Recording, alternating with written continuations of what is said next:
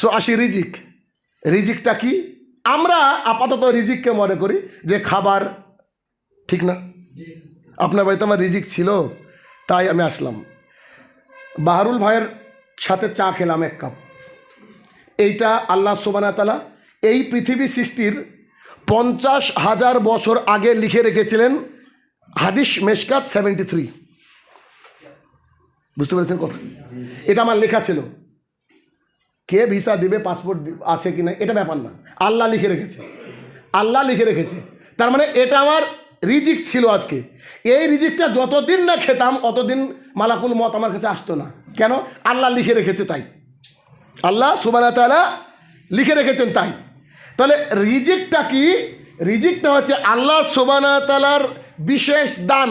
It is not only for the foods, শুধুমাত্র খাবার না, কিন্তু রিজিক মানে আপনাকে যে আল্লাহ সুবহানাহু ওয়া তাআলা আত্মসম্মান দিয়েছেন এটাও রিজিক। আল্লাহ সুবহানাহু ওয়া তাআলা যে আপনাকে ধন সম্পদ প্রতিপত্তি দিয়েছে এটাও আপনার জন্য রিজিক। আল্লাহ সুবহানাহু ওয়া তাআলা যে আপনাকে ভালোবাসা দিয়েছে, মানুষের ভালোবাসা পাবেন, এটাও রিজিক। আল্লাহ সুবহানাহু ওয়া তাআলা যে আপনাকে চলার শক্তি দিয়েছে এটাও আমাদের রিজিক। তাহলে টোটাল লাইফটা হচ্ছে আমাদের রিজিক। বর্তমান সময়ে আমরা এসে রিজিকের জন্য যতটা সময় ব্যয় করি পৃথিবীর 24 ঘন্টার আর অন্য কোনো কাজে ব্যয় করি না।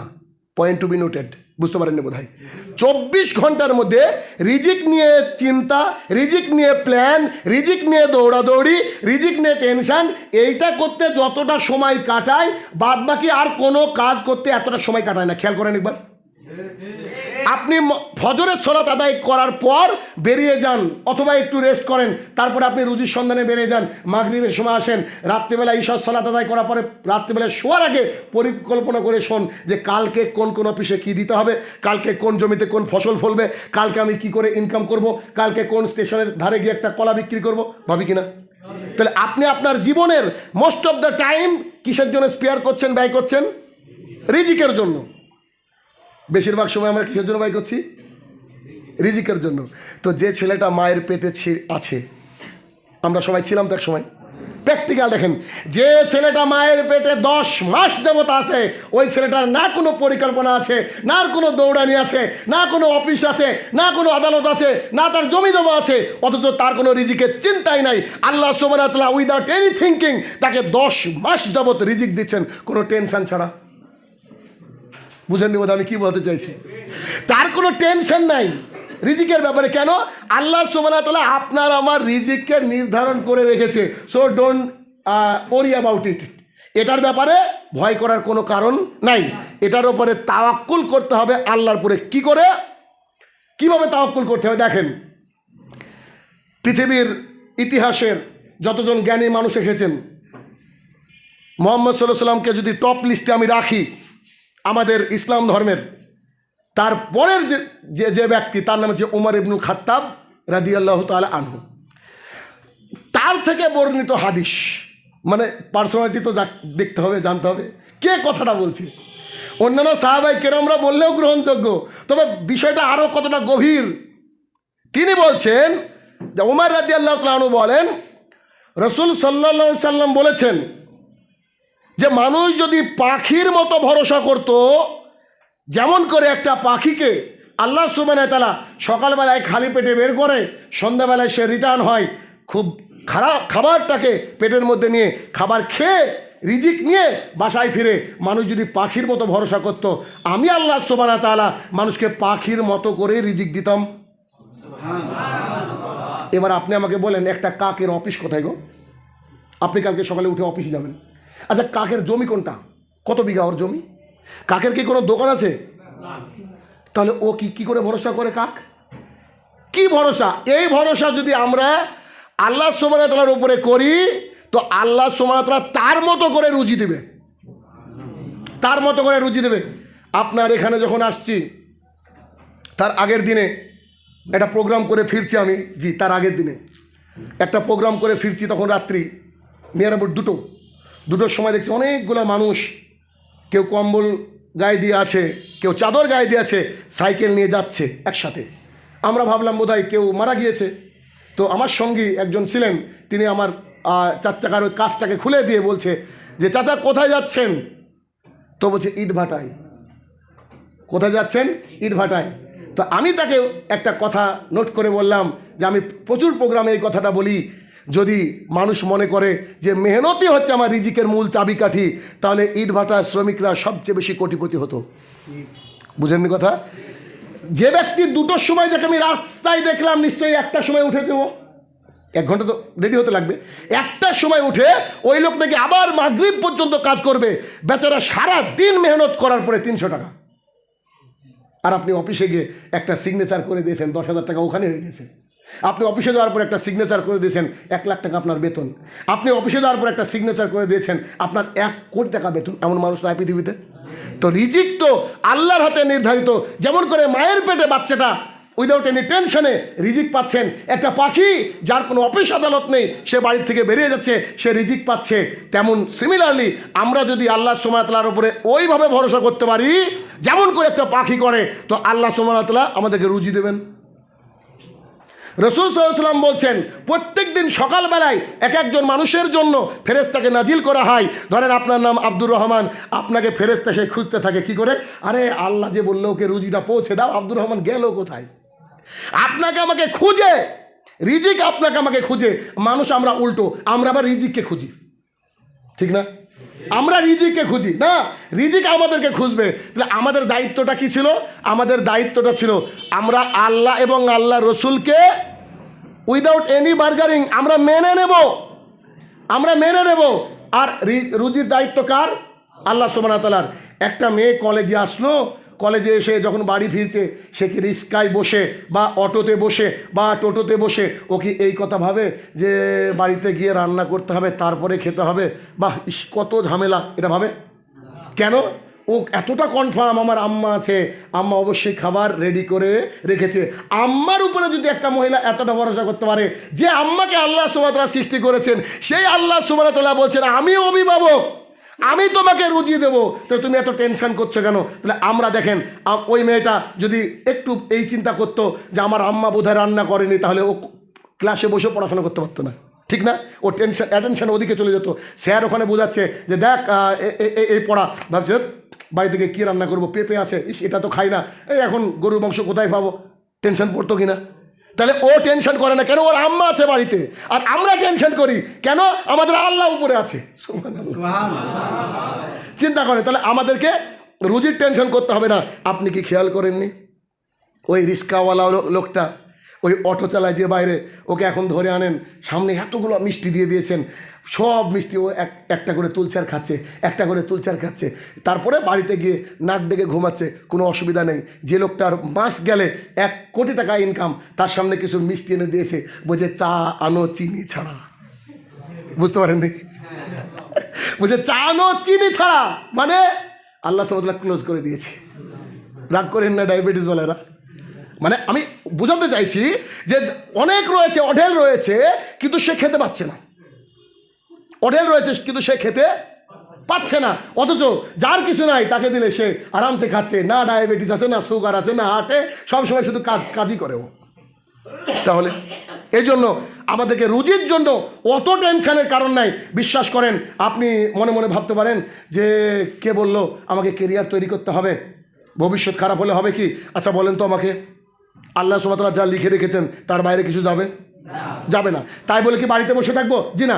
আল্লাহ সুবহানাহু ওয়া তাআলা মুহাম্মদ সাল্লাল্লাহু আলাইহি ওয়াসাল্লামকে দিয়ে বলালেন যে কি, believe in your fate and tied your camel. বলছে তুমি তোমার কপালের উপরে ভরসা করো, কিন্তু উটটাও বাঁধো, উটটাও বাঁধো। তার মানে আমাদেরকে কাজও করতে হবে, আবার ভরসা কার উপরে রাখতে হবে? আল্লাহর উপরে। একটা ছেলে একটু অন্যায় কাজ করে দিয়েছে, একটা টিচার উঠে বলছে তোর ভবিষ্যৎ অন্ধকার, বলে কিনা? আমরা বন্ধুদের মধ্যে অনেক সময় বলি তুই কি করলি রে, তোর ভবিষ্যৎ অন্ধকার, তুই করলি কি? তো এই যে ভবিষ্যৎ অন্ধকার, এই কথাটা বলা জায়েজ নয়। রুজি কিভাবে রেখেছে, আল্লাহ যা লিখে রেখেছে তাই হবে। কেমন? আমাদের ইসলামের ইতিহাসে অন্যতম সবচেয়ে সুন্দর একজন নবী, নাম বলেন দেখি। ইউসুফ আলাইহিস সালাম। এই দুনিয়ার প্রেম, কোনোদিন কেউ কাউকে থেকে হাত কেটে ফেলেনি, এত চেহারা আল্লাহ সুবহানাহু ওয়া তাআলা দিয়েছিলেন। ইউসুফ আলাইহিস সালামকে তার 10 ভাই মিলে কুয়োর মধ্যে ফেলে আসলেন, একটা জঙ্গলের মধ্যে, একটা জঙ্গলের মধ্যে ফেলে আসলেন, তার বাঁচারই আশা নাই। আল্লাহ বলছেন আমি ওকে মিনিস্টার বানাবো। ভাই রিজিক কাকে বলে? ওর 10 ভাই মিলে যখন ওকে ফেলে দিচ্ছে, ফেলে যাওয়ার পরে একটা ওর গায়ের কামিজ মানে জামাটা খুলে নিয়ে গিয়ে রক্ত মাখে তার আব্বাকে বলছে, তার বাপও নবী দাদাও নবী, তাকে বলছে এই দেখেন ছোট ভাইকে আমরা রেখে খেলতে ব্যস্ত ছিলাম, এ দেখেন আব্বা, এ দেখেন ওকে বাঘে এসে খেয়ে নিয়েছে। তাকে ওই কুয়োর মধ্যে ফেলে দিয়েছে, জঙ্গল ওই সাইড দিয়ে মানুষ যাতায়াত করে না, কিন্তু আল্লাহ সুবহানাহু ওয়া তাআলা তার রিজিকে কি লেগে রেখেছে, তিনি অর্থমন্ত্রী হবেন মিশরের। কোন কলেজে পড়াশোনা করেছিলেন? ক্যারিয়ার নিয়ে খুব ভেবেছিলেন? কুয়োর মধ্যে পড়া মানুষের ভবিষ্যৎ অন্ধকার। আমরা কি বলবো, তো মরে গিয়েছে আমাদের সময়। কিন্তু আল্লাহ সুবহানাহু ওয়া তাআলা যাকে যা চান ওটাই দেবে তোমাদের, তবে আমাদের ভরসাটা তারপরে হওয়া লাগবে। আমাদের ভরসাটা তার উপরে হওয়া লাগবে, আল্লাহ সুবহানাহু ওয়া তাআলার উপরে টোটালি যদি আমরা ডিপেন্ড করি, তাহলে আমাদের রুজি রুটি আল্লাহ সুবহানাহু ওয়া তাআলার হাতে নির্ধারিত। আমরা যতই ইচ্ছা করি, আমাদেরকে ইচ্ছা করে আমাদের ইচ্ছা শক্তির মাধ্যমে একটা ভাতের দানা আমরা বাড়াতে পারবো না, যতটা আল্লাহ সুবহানাহু ওয়া তাআলা আমাদের জন্য লিখে রেখেছে, যতটা আল্লাহ সুবহানাহু ওয়া তাআলা আমাদের জন্য লিখে রেখেছে। এবার দ্বিতীয় কথা হচ্ছে যে আমরা যারা এখানে বসে আছি, বোধ হয় কারোরই অন্তত ভাত কাপড়ের অভাব নেই, ঠিক না? ভাত কাপড়ের অভাব নেই। আমি যতটা ইসলাম বুঝি, একটা বিষয় নিয়ে বেশ কিছুদিন থেকে টেনশানে। দেখেন তো আপনার একটু টেনশন হয় কি না? যেখানে যাচ্ছি ভাই কত রকমের গোস্ত, আরে মুরগি, ছাগল, ভেড়া, গরু যা পারবে মানুষ, যদি শুয়োর যদি যায় যদি তাও মনে দিত। পজিশনটা এটা কিনা, একটা বাড়িতে খেতে গেলে এমন কোনো মাংস নেই যে সে বক্তার জন্য রেডি করেনি, ঠিক তো হয় কিনা? মাছ যত রকমের আইটেম আছে, ভাই আপনি আমার মাইন্ড করেন না যে খাওয়ালেন বলে, তো মাছের যত আইটেম আছে আমরা মাছ কি রেডি করছে কিনা? এবার আমার প্রশ্ন যে আল্লাহ সুবহানাহু ওয়া তাআলা আমাদেরকে রুজি অঢেল দিয়েছে, তাই না? আমি একটা জায়গায় আটকে যাই। আনাস রাদিয়াল্লাহু তাআলা আনহু বলেন, রাসূল সাল্লাল্লাহু আলাইহি ওয়াসাল্লামের সাহাবীরা যখন আল্লাহর রাস্তায় যুদ্ধ করছেন, যখন পয়েন্ট টু বি নোটেড আল্লাহর রাস্তায় যুদ্ধ করছেন, তো তারা বলছেন যে আল্লাহ সুবহানাহু ওয়া তাআলা আমাদেরকে হুবলা আর বাবলার পাতা খাওয়িয়ে রেখেছেন। হুবলা আমি চিনি না, বাবলা আমি চিনি না আমরা বাবলা। তো ধরেন আপনার আমার কথা অনুযায়ী আল্লাহ সুবহানাহু ওয়া তাআলা আমাদেরকে বাবলার পাতা খাওয়িয়ে রেখেছেন। আমাদের মধ্যে একজন সাহাবী ছাগলের মতো মলত্যাগ করেছে, মানে যেমন করে সবুজ খেলে সবুজ বেরাই, এরকম করেছে। এ মুসনাদে আহমদের হাদিস। একটু খেয়াল করেন, কাদেরকে আল্লাহ বাবলার পাতা খাওয়িয়ে রেখেছেন? রাদিয়াল্লাহু তাআলা আনহু, যাদের প্রতি আল্লাহ রাজি, যাদের প্রতি আল্লাহ রাজি, আর আল্লাহ আমাদেরকে অতিরিক্ত দিয়েছেন। এটা কি পরীক্ষা? আবার এটা আমার টেনশন। খুব ভালো করে বুঝতে হবে, সূক্ষ্ম জায়গা এখানে বুঝতে হবে। যারা আল্লাহ সুবহানাহু ওয়া তাআলা যাদের উপরে রাজি, যারা আল্লাহর রাস্তায় রানিং যুদ্ধ করছেন, আল্লাহর রাস্তায় জীবন দেওয়ার জন্য রেডি, শাহাদাত বরণ করার জন্য রেডি, আমাদের মতন কিবোর্ড মুজাহিদ না, তারা ফিল্ডে যুদ্ধ করছে, তারা দুঃখ করে বলছে যে আল্লাহ আমাদেরকে হুবলা আর বাবলার পাতা খাওয়িয়ে রেখেছে। আল্লাহকে আকাশ থেকে বিরিয়ানি পাঠাতে পারতেন না? অবশ্যই পারতেন, কিন্তু রাদিয়াল্লাহু তাআলা আনহু যারা, তাদেরকে আল্লাহ না খাওয়িয়ে রেখেছেন। মানে আল্লাহ যাদেরকে বেশি ভালোবাসেন, আল্লাহ তাদেরকে বেশি পরীক্ষা করেন। তাহলে আল্লাহর ভালোবাসার লেভেলটা আমাদের উপরে কেমন আমি বুঝতে পারছি না। আল্লাহ এত খাবার কেন দিচ্ছে? এটা কি বড় ফিতনা? এটা আমার যেন মনে হচ্ছে, আপনি ভালো করে বুঝবেন। জাবের রাদিয়াল্লাহু তাআলা আনহু বলেন, আমাদের দেখবেন 25 কিলোর একটা বস্তা চাল এনেছেন, কিছুদিন পরে স্ত্রী বলছে চাল নাই, বরকত নাই বাড়িতে, আমাদের বরকত নাই। খেয়াল করে দেখবেন, এত ইনকাম করি কিন্তু বরকত নাই, লক্ষ টাকা ইনকাম করি কিন্তু বরকত নাই। জাবের রাদিয়াল্লাহু তাআলা আনহু বলছেন যে মুহাম্মদ সাল্লাল্লাহু আলাইহি ওয়াসাল্লামকে দেখলাম দাঁড়িয়ে আছে, তো দেখে মনে হলো বেচারা বোধহয় বেশ কিছুদিন খায়নি। তো খন্দকের যুদ্ধের খোঁড়ার কাজ চলছে, পরীক্ষা করণের কাজ চলছে। তো তিনি গিয়ে বলছেন আল্লাহ রসুল, তিনি বাড়িতে চলে গেলেন, তার স্ত্রীকে গিয়ে বলছেন যে কোনো খাবার আছে কি বাড়িতে? সাহাবি তো বলছে যে 1 থেকে 1.5 বা কেজি মতো আটা রয়েছে আর ছোট একটা ছাগলের বাচ্চা। তো ঠিক আছে, ছাগলের বাচ্চা বিসমিল্লাহ আল্লাহু আকবার জবাই করে দিয়েছে। তো বলছে যে একজনের খাবার হবে বা দুজনের। তো মুহাম্মদ সাল্লাল্লাহু আলাইহি ওয়াসাল্লামের কাছে গিয়ে বলো চুপ করে, 6-7 দিন হয়তো না খেয়ে থেকেছেন। তো রাসূল সাল্লাল্লাহু আলাইহি ওয়াসাল্লামকে গিয়ে বলছেন আল্লাহ রসুল বলছি একটু বাড়িতে দাওয়াত গ্রহণ করতে হবে। পেটে তখন পাথর বাঁধা, একটু দাওয়াত গ্রহণ করতে হবে। তখন মুহাম্মদ সাল্লাল্লাহু আলাইহি ওয়াসাল্লাম বলছেন, ও সাহাবীরা চলো, তোমাদের ভাই জাবের ইবনে আব্দুল্লাহ নিমন্ত্রণ করেছে। 1 কেজি থেকে 1.5 কেজি ময়দা, ছোট্ট একটা ছাগল, 1 থেকে 2 জনের খাবার হবে। তোর মাথা খারাপ? তো বলছে তুমি যাও, বেশি রুটি তৈরি যারা করে প্রস্তুতকারিনী ওদেরকে রেডি করো, আর গোস্তকে যেন চুলা থেকে না নামায় আমি আসা পর্যন্ত। রাসূল সাল্লাল্লাহু আলাইহি ওয়াসাল্লাম গেলেন, সাহাবায়ে কেরামরা গেলেন। যাওয়ার পরে তিনি মুখের লালা আটার সাথে আর আপনার গোস্তের সাথে মিশিয়ে দিলেন। রানিং গোস্ত চলছে আখার উপরে, চুলার উপরে, আর সাহাবায়ে কেরামরা বসে আছেন। জাবের রাদিয়াল্লাহু তাআলা আনহু বলছেন, আমি সবাইকে পেট পুরে খাওয়ালাম। সাহাবীর সংখ্যা ছিল 1000। সাহাবীর সংখ্যা ছিল 1000। আমি তাদেরকে খাওয়ালাম। খাওয়ানোর পরে মুহাম্মদ সাল্লাল্লাহু আলাইহি ওয়াসাল্লাম খেলেন। সবাই পেট পুরে খাওয়ার পরে আমি ওই পাতিলের দিকে তাকিয়ে দেখছি যেমন গোস্ত ছিল তেমনই আছে, যেমন রুটি ছিল তেমনই আছে। সুবহানাল্লাহ। কেন আপনার আমার বরকত নাই? বলেন, আপনার আমার বরকত নাই কেন? এটা তো বুঝি না। তার মানে আল্লাহ রিজিক আমাদেরকে দিয়েছেন, কিন্তু আমরা রিজিকের প্রপার যে পরিচর্যা এটা কিন্তু আমরা করতে পারি না। আপনি অনেকজনকে জিজ্ঞাসা করেন, হয়তো এর মধ্যে আসে বা বাইরে এমন বহু মানুষ রয়েছে যাদেরকে জিজ্ঞাসা করেন যে ওসর কত কেজিতে কত কেজি হয়, বলতে পারবে না। কত ফসলে কতটা ওসর হয় এটা তো জানি না। কোনো মানুষের কাছে বলছে নতুন মনে হয় না, ওসর মানে অ্যান্ড্রয়েডের নিউ ভার্সন নাকি, ভাবতে পারে যে ওসর আবার কি, হোয়াট ইজ ওসর? আমরা তো জাকাত শুনেছি, ওসরটা কি? শহরের কোনো ছেলেকে জিজ্ঞাসা করুন যে ওসরটা কি, বলবো বোধ হয় অ্যান্ড্রয়েডের নতুন ভার্সন। এটা হচ্ছে আমাদের বর্তমান পরিস্থিতি। যত বেশি শিক্ষিত অত বেশি নাস্তিক। আমাদের সমাজটা এরকম হয়ে গিয়েছে, অথচ তাদের অবস্থাটা কি? রাসূল সাল্লাল্লাহু আলাইহি ওয়াসাল্লাম একদিন অন্ধকার রাত্রির মধ্যে দিয়ে হাঁটছেন, তো পেছন থেকে একজন সাহাবী উকি ঝুঁকি মারছেন। মানে মন চাইছে যে তিনি মুহাম্মদ সাল্লাল্লাহু আলাইহি ওয়াসাল্লামের সঙ্গে একটু সাক্ষাৎ করেন, মানে সাথে একটু হাঁটেন, ভালো মানুষের সাথে হাঁটলে ভালো লাগবে। তো মুহাম্মদ সাল্লাল্লাহু আলাইহি ওয়াসাল্লাম ভাবলেন যে পেছনে কি আছে, বোধহয় তার আহারটা শোনা যাচ্ছিল। তো বলছে কী ব্যাপার? তো বলছে জি আমি। তো আবু যর তুমি এখানে কেন? তো যে আমি ভাবছিলাম আপনার সাথে হাঁটবো, তো এরকম কেন, আসো।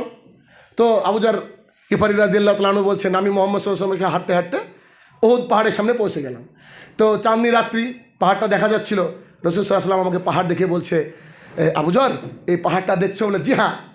তো আল্লাহ সুবহানাহু ওয়া তাআলা যদি আমাকে এই পাহাড় পরিমাণ সম্পদ দেয়, তাহলে আমি মুহাম্মদ সাল্লাল্লাহু আলাইহি ওয়াসাল্লাম এই সম্পদটা আমার কাছে 3 দিন থাক, এটা আমি চাইবো না। বুঝতে পারেননি? রাসূল সাল্লাল্লাহু আলাইহি ওয়াসাল্লাম সাহাবীকে বলছে, এই যে উহুদ পাহাড় দেখছো, উহুদ পাহাড় মানে বুঝতে পারছেন তো, উহুদ পাহাড় দেখছো? বলে জি হ্যাঁ। আল্লাহ যদি আমাকে এই সম্পদটা আজকে দেয়, তো আমার কাছে 3 দিন থাক, এটা আমি মুহাম্মদ সাল্লাল্লাহু আলাইহি ওয়াসাল্লাম চাইবো না। Most intelligent person in this world, এই বাক্যটা তিনি বলছেন। পৃথিবীর সবচেয়ে বুদ্ধিমান মানুষ মুহাম্মদ সাল্লাল্লাহু আলাইহি ওয়াসাল্লাম বলছে যে আমি এটা চাই না, আমি আপনাদের বাংলাদেশ সফরে রেখেছি। আমার সবচেয়ে স্বস্তি হবে তখন যখন আমি নিজের বাড়িতে যাব, ঠিক না? এখানে কি রিল্যাক্সেশন আসবে?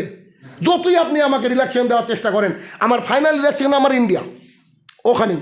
তাহলে ওখানে আমি যাব, তারপর আমার শান্তি হবে, তাই না? তাহলে আমাদের এর পরের লাইফটা যেটা হিয়ার আফটার, ওই লাইফটা সম্পর্কে যদি আমরা বেশি সচেতন হতাম, তাহলে বোধ হয় মুহাম্মদ সাল্লাল্লাহু আলাইহি ওয়াসাল্লামের মতো আমরাও মনে করতাম যে এই পাহাড় কেন, ডবল পাহাড় পেলে আমরা দান করে দেবো কেন? কারণ এর পরের যে অ্যাকোমোডেশন, এর পরের যে বিছানা, এর পরের যে থাকার জায়গা, ওইটা হচ্ছে আমাদের মেন বাসস্থান, ওইটা যে আমাদের মেন বাসস্থান। কিন্তু আমরা ওটাকে তোয়াক্কা করি না, সাদ্দাদ রাদিয়াল্লাহু তাআলা আনহু বলেন যে একবার আমরা মুহাম্মদ সাল্লাল্লাহু আলাইহি ওয়াসাল্লামের সঙ্গে একটা বাজার দিয়ে হাঁটছিলাম।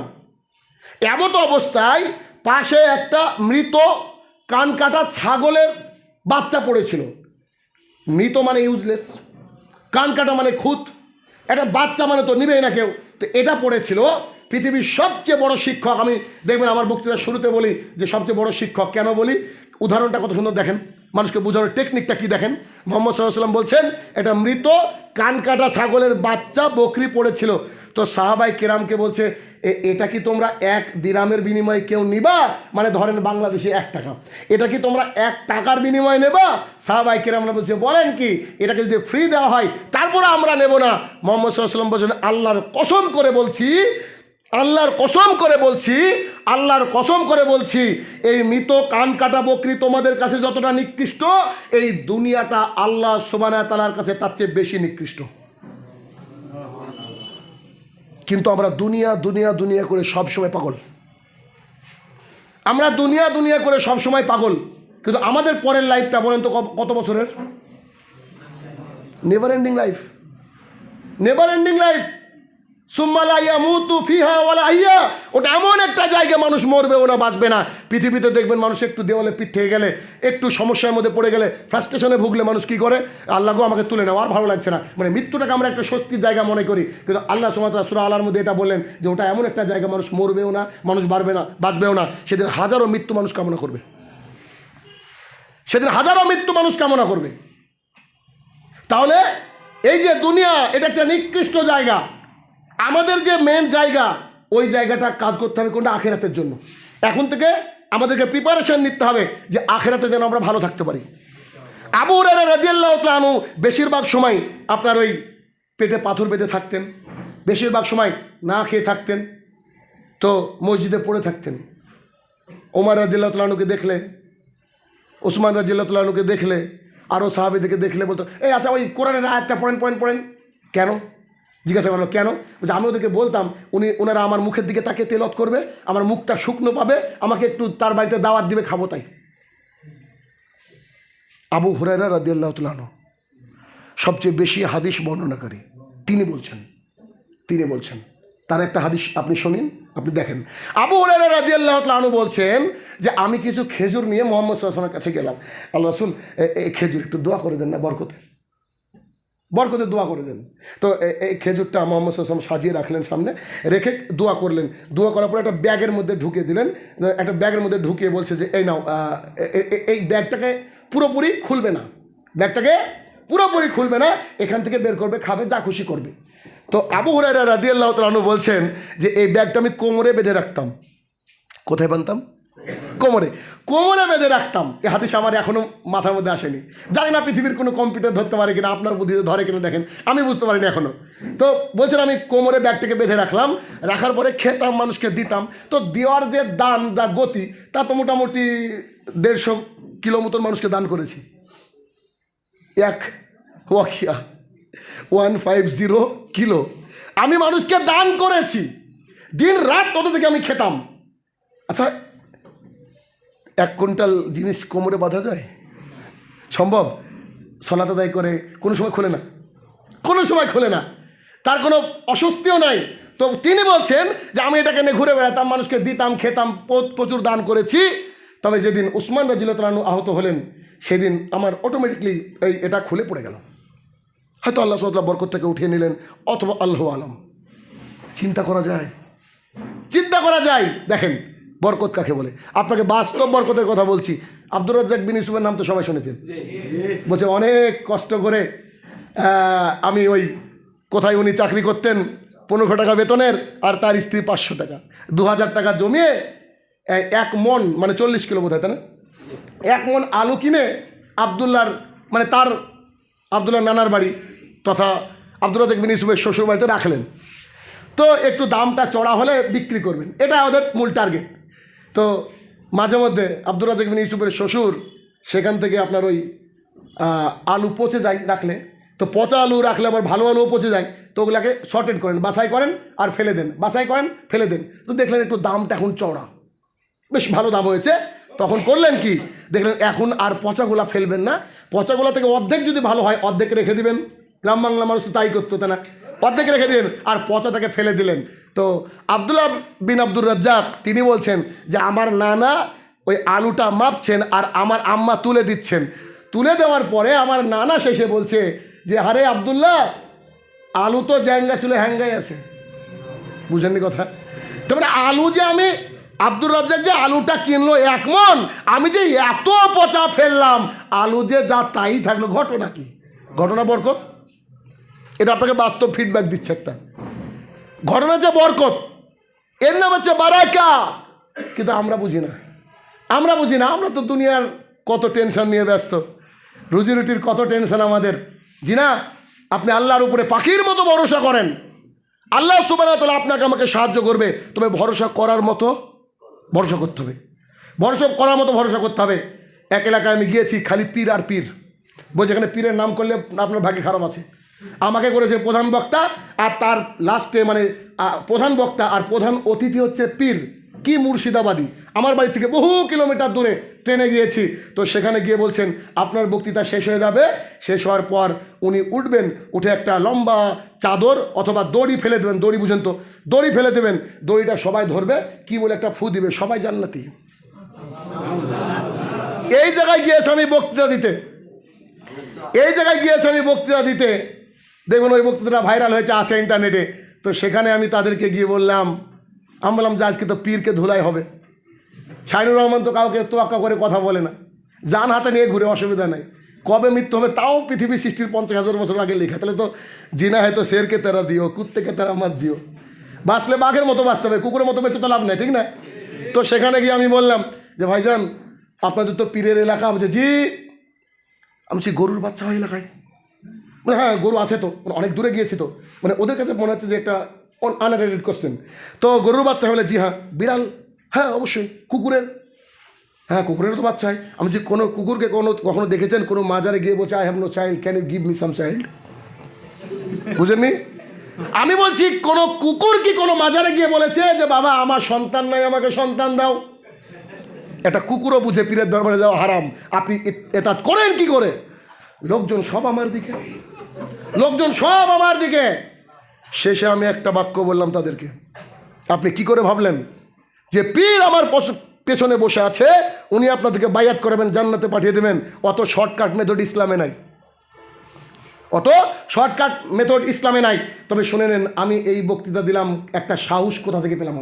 আমি বাড়ির থেকে হাজার হাজার কিলোমিটার দূরে এসে বক্তৃতা দিচ্ছি, যেখানে মানুষ ঘুরতে যায়, বেড়াতে যায়, এসে প্রথম তাওহীদের দাওয়াত দিলাম। আপনি কি করে ভাবলেন যে আমি এত শক্তি সামর্থ্য কোথায় পেলাম? কোথায় পেলাম জানেন? রাসূল সাল্লাল্লাহু আলাইহি ওয়াসাল্লামকে যে একজন সাহাবী বলছেন, আল্লাহ রাসূল কাকড়া বিছাই কামড়িয়েছে রাত্রিবেলায় পিঠে, খুব যন্ত্রণা হচ্ছে।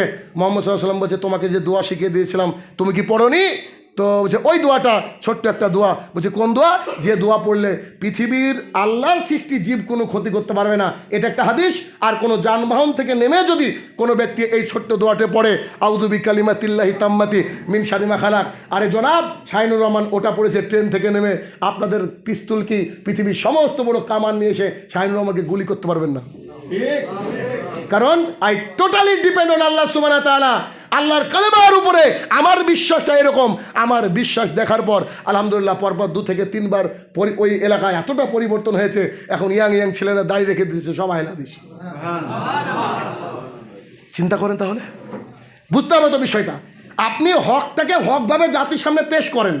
মানুষ শিক্ষিত, এখন আর বোকা নয়, তার হাতে অ্যান্ড্রয়েড রয়েছে, সে একটা ফিঙ্গার টিপের উপরে অনেক কিছু পেয়ে যেতে পারে, অনেক কিছু পেতে পারে। সো আপনাকে ভয় করতে হবে শুধুমাত্র কাকে? আল্লাহ সুবহানাহু ওয়া তাআলাকে। আর তিনি হচ্ছেন আপনার নিয়ন্তা, তিনি আপনার নিয়ন্তা না, বরং বিশ্ব নিয়ন্তা তিনি। তার উপরে যদি আমরা ডিপেন্ড করতে পারি, তাহলে আমাদের সামনের দিনে রুজি খোলা, সামনের দিনে রুজি খোলা। তবে আমাদের এই রুজি যে খোলা রয়েছে, এই রুজির বিষয়ে গুরুত্বপূর্ণ কথা হচ্ছে, এখানে তো অনেক কিছুই রয়েছে। এই টিস্যু, এটা হালাল নাকি হারাম? হালাল। এটা পবিত্র নাকি অপবিত্র? পবিত্র। এখন খান। জি গুড। সব পবিত্র খাওয়া যায় না, তাহলে অনেক কিছু পবিত্র। মাই কত পবিত্র, এটা কোনোদিন বাথরুমে যায়নি, পবিত্র তো আমাদের চেয়ে বেশি পবিত্র বোধ হয়। তো এটা যখন পবিত্র, তাহলে সব পবিত্র কি খাওয়া যায় না? তো পৃথিবীতে যত রুজি আছে সবই কি খাওয়া যায়? যায় না। কেন? আল্লাহ সুবহানাহু ওয়া তাআলা বলছেন, যেটা শুরুতে তেলাওয়াত করেছি, আল্লাহ সুবহানাহু ওয়া তাআলা বলছে ইয়া আইয়ুহান নাস, মানে আব্দুর রহমান না, নরেন্দ্র মোদিও। ইয়া আইয়ুহান নাস মানে কি? হে মানব সকল, নট অনলি দ্য মুমিনস, শুধুমাত্র মুমিন নয়। আল্লাহ সুবহানাহু ওয়া তাআলা বলছে ইয়া আইয়ুহান নাস কুলু মিম্মা ফিল আরদি হালালান তাইয়্যিবা, পৃথিবীর উপরে আমি আল্লাহ রুজির ব্যবস্থা করেছি, ওখান থেকে হালাল এবং তৈয়ব পবিত্র বেছে বেছে খাও। ওয়ালা তাত্তাবিউ খুতুওয়াতি শয়তান, শয়তানের পদাঙ্ক অনুসরণ করো না। তাহলে যে হুজুর জর্দা খেয়ে কথা বলে, ওর মুখই তো পায়খানা, বুঝেননি? ওরা তো এটা পায়খানার গব্বর, ও তো হারামখোর। তো হারামখোরের ফতোয়া চলে কি করে? বলে হুজুর বলেছে। হারামখোরের ফতোয়া চলে কি করে বলেন? একটা মানুষ যদি মদের বোতল নিয়ে নেয় আর আপনার সামনে মদ পান করে, আর আপনাকে বলে ভাইজান বিড়ি খেন না, খুব খারাপ জিনিস, এটা কি মানা যাবে? মানা যাবে না। আল্লাহ বলছেন হে মানব সকল, তোমাদের জন্য কি করেছি? রুজির ব্যবস্থা করেছি। আর এই রুজির মধ্যে তুমি কি খাবে? হালাল এবং পবিত্র বেছে বেছে খাও। পৃথিবীর বুকে সবচেয়ে ইন্টেলিজেন্ট বুদ্ধিমান হচ্ছে প্রাণী হচ্ছে মানুষ। আর আমার বাসায় সবচেয়ে বোকা প্রাণী আজকে দেখালাম রাস্তায় আসতে আসতে, সবচেয়ে বোকা প্রাণী পাতি হাঁস। কি বলেন আপনারা রাস্তায় ছোটো ছোটো হাঁসগুলো কি বলেন? পাতি হাঁস বলেন। ওই পাতি হাঁস দেখবেন রাস্তায় দিয়ে চলার সময় ওভাবে ওই রাজা এদেশের, কোনো দিক পরিবর্তন হয় হর্ন দিবেন, ওর কিছু যায় আসে না, এত বোকা রাস্তা দিয়ে সোজা চলে যায়। সেই পাতি হাঁস যদি একটা পুকুরে নেমে যায়, সে ওই কাদার মধ্য থেকে তার শামুককে বেছে নিয়ে চলে আসতে পারে। আর মানুষ এত বুদ্ধিমান, আজও বুঝতে পারল না যে সিগারেট হারাম। মানুষ এত বুদ্ধিমান, তাও বুঝতে পারলো না যে আশা ব্র্যাকে চাকরি করা হারাম। মানুষ এত বুদ্ধিমান, তাও মানুষ বুঝতে পারলো না যে হারাম টাকা দিয়ে ঘুষ দিয়ে চাকরি করলে যত দিন হবে সাদকা জারি হারাম। মানুষ এত বুদ্ধিমান, তারপরেও বুঝতে পারলো না যে আমি যে মানুষের কাছ থেকে ঘুষ নিচ্ছি বা সুদের কারবারের সাথে জড়িত এটা হারাম। মানুষ বুঝতে পারলো না যে যে ব্যাংকের মধ্যে সুদ আছে ওই ব্যাংকে যদি আমাকে 1 কোটি টাকা পার ডে বেতন দেয় তাও হারাম। এগুলো মানুষ বুঝতে পারলো না। তাহলে সবচেয়ে পাতি হাঁস, যার ব্রেনের আপনার কি বলবো আইকিউ সবচেয়ে লো, সে যদি এই কথাটাকে বুঝতে পারে, আপনি আমি যদি না বুঝতে পারি, তাহলে আপনি আমি কি পাতি হাঁসের চেয়ে নিচু না? আল্লাহ বলছেন আমি মানুষকে সুন্দর অবয়বে সৃষ্টি করেছি, লাকাদ খালাকনাল ইনসানা ফি আহসানি তাকবীম। আমি মানুষকে সুন্দর করে সৃষ্টি করেছি, একদম পারফেক্ট করে সৃষ্টি করেছি, কিন্তু যখন আমার কথা মানেনি আসফালা সাফিলিন, মাটির সাথে মিশে দিয়েছি, মাটির সাথে মিশিয়ে দিয়েছি। মানুষকে কত সম্মানীয় মানুষ, কত সম্মানীয় মানুষ, আল্লাহ কত সম্মান মানুষকে দিয়েছে। কি বীর দর্পে বললো যে ইসলামের দেশ থেকে উঠে যাবে, আল্লাহ সুবহানাহু ওয়া তাআলা কি অবস্থাটাই করলেন দেখেন, আসফালা সাফিলিন। এর চেয়ে ভালো উদাহরণ পেলাম না, নামটা নাই বললাম, সমাজদার কেলে ইশারা কাফি, যে বুঝে তার জন্য ইশারাই যথেষ্ট।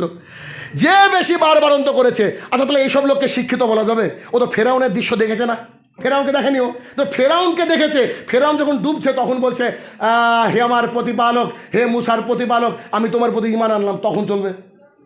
তখন চলবে কি? যখন পালিয়ে যাচ্ছে তখন যদি বলে যে আল্লাহ আমাকে ক্ষমা করো, ইসলাম রাষ্ট্র কেন, সব ধর্ম থাকবে, ওকে কি বাঁচানোর রাস্তা আছে? আর তো রাস্তা নাই। তাহলে আল্লাহ ওকে রিজিক দিয়েছিল সম্মান, এই সম্মানটা ছিল তার জন্য রিজিক, কিন্তু রিজিকটাকে ঠিকঠাক ইউটিলাইজ করতে পারেনি। যেমন করে আমাদের ভারতবর্ষের বাবরি মসজিদটা আল্লাহ সুবহানাহু ওয়া তাআলা মুসলমানদেরকে রিজিক দিয়েছিল, কিন্তু সেই মসজিদের রক্ষণাবেক্ষণ মুসলমান করতে পারেনি বলে আজ হিন্দুরাকে সেই মসজিদটাকে দখল করে নিয়ে বলছে এখানে মন্দির। ইতিহাস যেখানে রয়েছে এটা হচ্ছে মুসলমানের মসজিদ, সেখানে বলছে মন্দির। তাহলে আপনাকে আমাকে আল্লাহ সুবহানাহু ওয়া তাআলা যে হায়াতটা দিয়েছে এটা রিজিক কিনা? আপনাকে আমাকে আল্লাহ সুবহানাহু ওয়া তাআলা যে সম্মানটা দিয়েছে এটা রিজিক কিনা? তাহলে এই যে রিজিক, এই রিজিক কিন্তু সবারই ভাগ্যে এক লেভেলে হয় না। আল্লাহ সুবহানাহু ওয়া তাআলা যাকে যত বেশি ভালোবাসেন তাকে তত সুন্দর করে রিজিক দেন। তবে শুধু খাওয়াকে রিজিক বললে চলবে না। কেন? আয়েশা রাদিয়াল্লাহু তাআলা আনহা বলেন যে মুহাম্মদ সাল্লাল্লাহু আলাইহি ওয়াসাল্লামের পরিবারে আসার পর থেকে পরপর 2 দিন জবের রুটি খেয়ে পরিতৃপ্ত হয়েছেন, ফুলফিলমেন্ট হয়েছে তার পেটটা। পরপর 2 দিন জবের রুটি, বিরিয়ানি বলিনি কিন্তু আমি, পরপর 2 দিন জবের রুটি খেয়ে পরিতৃপ্ত হয়েছেন, এমন দিন মুহাম্মদ সাল্লাল্লাহু আলাইহি ওয়াসাল্লামের পরিবারে একদিনও আসেনি। তাহলে তারা আল্লাহ প্রিয় বান্দা না? কত প্রিয় বান্দা। মুহাম্মদ সাল্লাল্লাহু আলাইহি ওয়াসাল্লামের কাছে একজন এসে বলছে আজকে আপনি আমার মেজবান, আমি মেহমান, বাইরে থেকে আসছি, 9টা স্ত্রী, মতান্তরে 11টা স্ত্রী, তো বাড়িতে পাঠালো। কি কি আছে গো বাড়িতে? তো বলছে যে কিছুই নাই, পানি ছাড়া কিছুই নাই। মসজিদে এসে বললেন যে রসুলের মেহমান, তোমরা কে নিতে চাও? আমার বাড়িতে কোনো খাবারের ব্যবস্থা নাই, আমার বাড়িতে কোনো খাবারের ব্যবস্থা নাই। আচ্ছা, মুহাম্মদ সাল্লাল্লাহু আলাইহি ওয়াসাল্লাম আল্লাহর কাছে সাহায্য চাইলে পেতেন না? আপনাকে এই হাদিসটাকে একটু থামিয়ে রেখে আরেকটা হাদিস বলি আমি, তাহলে আপনি আরও ভালো বুঝতে পারবেন। কনসেপ্টটাকে একটু ক্লিয়ার করে নিন। কেমন? আবু হুরায়রা রাদিয়াল্লাহু তাআলা আনহু বলেন রসুল সাল্লাল্লাহু আলাইহি ওয়াসাল্লাম বলেছেন আল্লাহ সুবহানাহু ওয়া তাআলা আমাকে বাথা নামক উপত্যকাটি পুরোপুরি স্বর্ণের ভাণ্ডার দিয়ে পরিপূর্ণ করে দিতে চেয়েছিলেন। বাথা নামক উপত্যকাটি টোটাল সোনা দিয়ে মুড়িয়ে দিতে চেয়েছিলেন, কিন্তু আমি আল্লাহর কাছে দোয়া করলাম। এখন মুহাম্মদ সাল্লাল্লাহু আলাইহি ওয়াসাল্লাম যে দোয়াটা করেছে, আমি এত কঠোর, আমি শাহিনুর রহমান এত কঠোর, এ দোয়া এখনও করতে পারিনি। মুহাম্মদ সাল্লাল্লাহু আলাইহি ওয়াসাল্লাম আল্লাহর কাছে আল্লাহ কি দিতে চাইছেন? ধরেন কুষ্টিয়াকে পুরো সোনা দিয়ে মুড়ে মুহাম্মদ সাল্লাল্লাহু আলাইহি ওয়াসাল্লামকে বলছে তোমার পকেটে ঢুকে দিলাম। এবার রাসূল সাল্লাল্লাহু আলাইহি ওয়াসাল্লামের দোয়াটা দেখেন, বলছে আল্লাহ তুমি আমাকে একদিন পেটটাকে পুড়িয়ে খাওয়াবা আর একদিন আমাকে না খাইয়ে রাখবা। আশ্চর্য দোয়ারে ভাই, এই ভাষা আমি বুঝিনি এখনো। বলছি একদিন তুমি আমাকে পেটটাকে পুড়িয়ে খাওয়াবা আর একদিন আমাকে অভুক্ত রাখবা। কেন? যেদিন আমি পেট পুরে খাবো সেদিন তোমার শুকরিয়া আদায় করব, আর যেদিন আমি পাবো না কান্নাকাটি অনুনয় বিনয় করে তোমার কাছে চাইবো। কি দুয়ারে ভাই!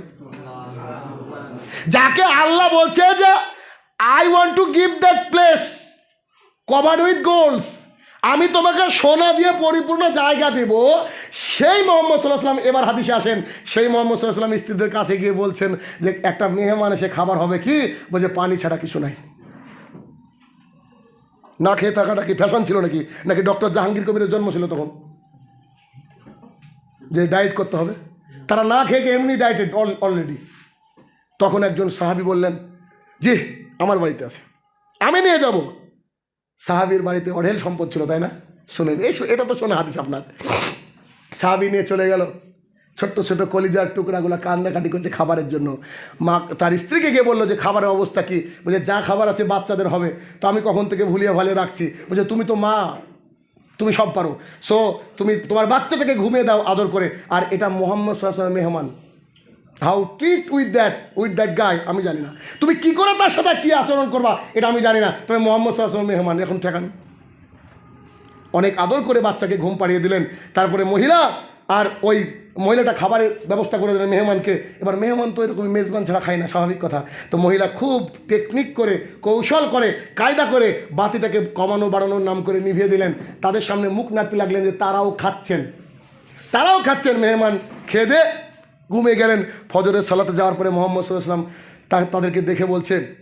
তাকে দেখে বলছে যে তুমি আর তোমার স্ত্রীর যে কাণ্ড ঘটেছো, আল্লাহ সুবহানাহু ওয়া তাআলা আসমান থেকে হেসেছে। কেন? তোমরা তোমাদের খাবারটাকে বিলিয়ে দিয়েছো রসুলের মেহমানকে। বলেন একজন আছে আমাদের এই চরিত্রের? এটা আমাদের দ্বারা সম্ভব না। আরে নিজে খেতে পারি না, অন্যজনকে দিই নাকি? হয় নাকি? তাহলে তারা হচ্ছে রাদিয়াল্লাহু তাআলা আনহু, তারা হচ্ছে আল্লাহর প্রতি রাজি খুশি। এখন বলেন এই যে যতটুকু আপনি কথা শুনলেন, এখন আমাদের বাঁচার রাস্তা আর আছে? আল্লাহ সুবহানাহু ওয়া তাআলা বলছেন যে যারা পোশাকের পূজারী তারা ধ্বংস হোক। এই যে পরে আছে, এখন কি করে আল্লাহর কাছে জবাব দেবো বলেন? মুহাম্মদ সাল্লাল্লাহু আলাইহি ওয়াসাল্লামের জামানায় রাসূল সাল্লাল্লাহু আলাইহি ওয়াসাল্লামকে বাদ দিয়ে সবচেয়ে দেখতে সুন্দর ছিলেন মুসাইব বিন উমার রাদিয়াল্লাহু তাআলা।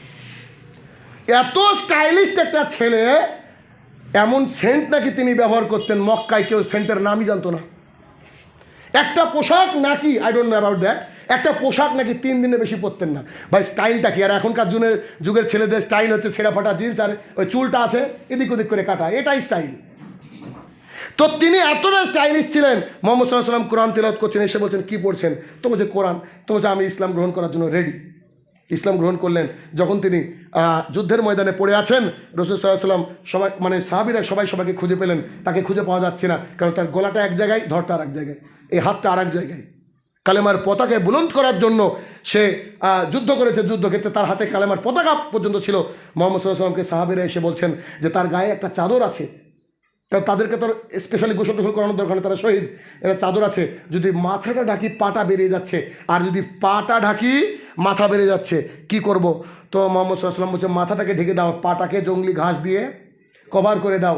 এই কথা বলার পরে বলছে আমি তোমার মাকে কি জবাব দেবো? সবচেয়ে স্টাইলিশ যুবক, এত পোশাক তুমি পরতে, কত পোশাকের বিলাসিতা ছিল, তুমি আজকে চলে যাওয়ার সময় একটা চাদর ঠিকঠাক পাচ্ছ না। এটা তো জান্নাতি সাহাবী। আমাদের কোট টাই স্যুট বুটের কোনো অভাব নেই, আমরা কি জবাব দেবো? আল্লাহ রাসূল সাল্লাল্লাহু আলাইহি ওয়াসাল্লাম বলছেন যারা পোশাকের পূজারী তারা ধ্বংস হোক, যারা দিরহামের পূজারী মানে টাকার পূজারী তারা ধ্বংস হোক। আমাদের যে 24 ঘন্টার 18 ঘন্টার কাটে হাউ টু আর্ন মানি, কি করে ইনকাম করতে পারবো, তাহলে তো আমরা তো আল্লাহ সুবহানাহু ওয়া তাআলার ইবাদত করছি না, আমরা অর্থের ইবাদতে ব্যস্ত। যে কাজটাকে ভালোবেসে অন্তর থেকে মেনে নিয়ে করা হয় সেই আমাদের জন্য মাবুদ হয়ে যায়। দেখেন না, আপনাকে আমি দিন রাত বলছি যে দাড়ি রাখা ফরজ, দাড়ি আপনাকে রাখতে হবে। রাসূল সাল্লাল্লাহু আলাইহি ওয়াসাল্লাম বলেছেন, আল্লাহ সুবহানাহু ওয়া তাআলা বলেছেন আপনার স্ত্রীকে গিয়ে বলবেন, শাইনুর রহমান ওই কুষ্টিয়াতে এসে বলছে দাড়ি রাখা ওয়াজিব, দাড়ি রাখা ফরজ। রাসূল সাল্লাল্লাহু আলাইহি ওয়াসাল্লাম বলছে ফৌল্লাহ অসুস সারেফ, দাড়িটাকে ছেড়ে দাও, গোপটা ছাটো। আপনার স্ত্রী বলবে কি বলেছো, তোমার বয়স কেবল 38 আর তুমি এখন দাড়ি রাখবে, মানে তুমি দেখতে খুব ইয়াং হ্যান্ডসাম, সো তোমাকে এখন দাড়ি রাখতে হবে না।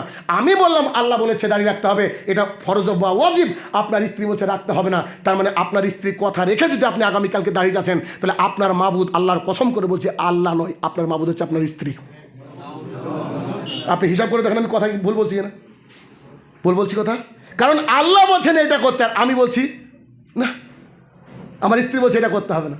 তাহলে আপনার স্ত্রী আমার স্ত্রী আমার মাবুদ হচ্ছে কিনা? নাউজুবিল্লাহ। তাহলে আমরা পৃথিবীর বুকে চলি, কিন্তু আমাদের হিসাব ওই রকম নেই, হিসাব ওই রকম নেই। আমি ভাবি মোহাম্মদ সাল্লাল্লাহু আলাইহি ওয়াসাল্লাম সহ আরও সাহাবীরা না খেতে পেয়ে থাকতেন, না খেতে পেয়ে থাকতেন, তাদের রুজি রুটির অভাব ছিল, কিন্তু আল্লাহ তাদেরকে ওইভাবে রুজি রুটি দেননি, কিন্তু সম্মানের জন্য দিয়েছেন। বলে তো উসমান বলে পৃথিবীতে মানুষ নাই, আর উমার বলে আছে না? তাহলে উমার বলতে কি আমরা কি পাড়ার প্রতিবেশীকে বুঝি?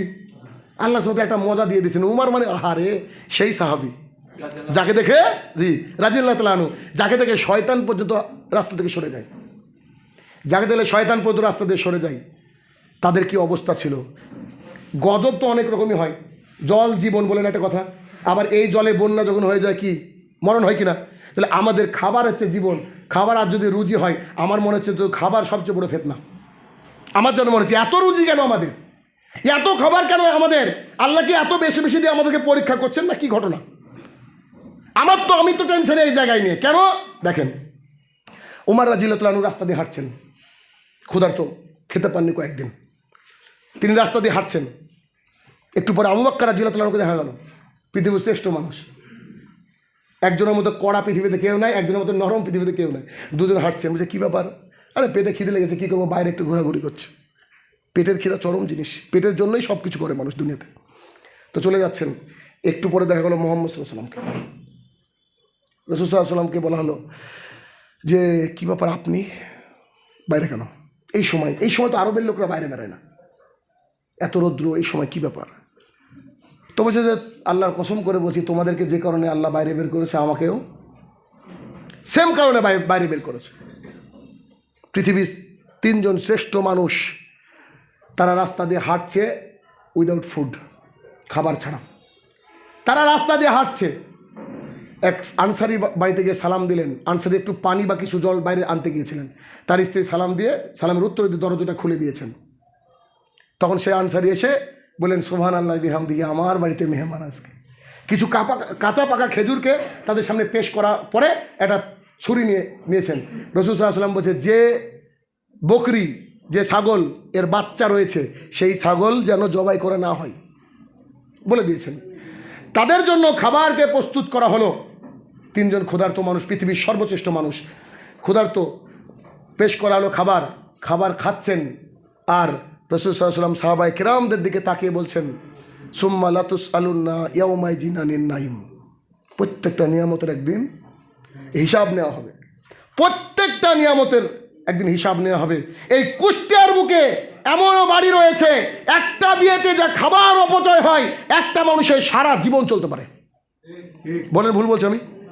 এমন হয়তো কোটিপতি, এমন হয়তো ভালো বাড়িতে বিয়ে হয়, মানে ভালো বলতে গেলে দুনিয়ার ভালো, যে তার বাড়িতে এমন এত অর্থ আল্লাহ সুবহানাহু ওয়া তাআলা তাকে দিয়েছে, এতভাবে ও রাফ ইউজ করছে অর্থের, যে সারা জীবন একটা লোকের খাবার হয়ে যায়, সারা জীবন একটা লোকের খাবারের ব্যবস্থা হয়ে যায়। তাহলে আজকে ভাবুন, আজকে তাদের অবস্থাটা কি? আমরা ভেবেছি আমাদের প্রচুর টাকা, প্রচুর সম্পদ, আল্লাহ বোধহয় আমাদেরকে ভালোবেসে দিয়েছেন। আপনি কি বুঝতে পারেননি যে ওটা আপনার গজব? কেন? একজন গরিব মানুষ, সে বলেছে আশহাদু আল্লা ইলাহা ইল্লাল্লাহ ওয়া আন্না মুহাম্মাদার রাসূলুল্লাহ, বলে দিয়েছি। এর আর কাজ নাই, এরা কাজ নাই, প্রতিদিন 5 ওয়াক্ত সালাত আদায় করতে যায়। আরে ও তো এমনি শুকিয়ে থাকে, রমজান মাসের রোজাতে এমনি করবে। ওর সাবজেক্ট 5টা, আপনার সাবজেক্ট 5টা, আমার সাবজেক্ট 5টা, ও 3টিতে এমনি পাস, 3টিতে ও 3টি সবাই করছে। আর ওর জাকাত আর হজ এ দুটোতে অটো পাস। করোনা না এখন অটো পাস কেন? ওর টাকা নেই, ওর টাকা নেই তো জাকাতও মাপ, হজও মাপ। তাহলে ও যে অটো পাস, তার মানে ও 3টি করলে জান্নাতে যাবে, কালেমা হয়ে গেছে, আর দরকার নাই। নামাজ প্রতিদিন 5 ওয়াক্ত পড়ে নিল, আর আপনার রোজা ও তো এমনি না খেতে পায় থাকে, তো রমজান মাসে একটু মজা লাগে, তো ওর রোজা করে নিল। তাহলে এই লোক আগে জান্নাতে যাবে। এই জন্য মুহাম্মদ সাল্লাল্লাহু আলাইহি ওয়াসাল্লাম বলছেন, ধনীদের চেয়ে গরিবরা 500 বছর আগে জান্নাতে প্রবেশ করবে। এবার আপনি মনে করছেন আপনি কোটিপতি আছেন, আপনি মনে করছেন আপনি টাকার মালিক, আল্লাহ ভালোবেসে দিয়েছে। কিসের ভালোবাসা?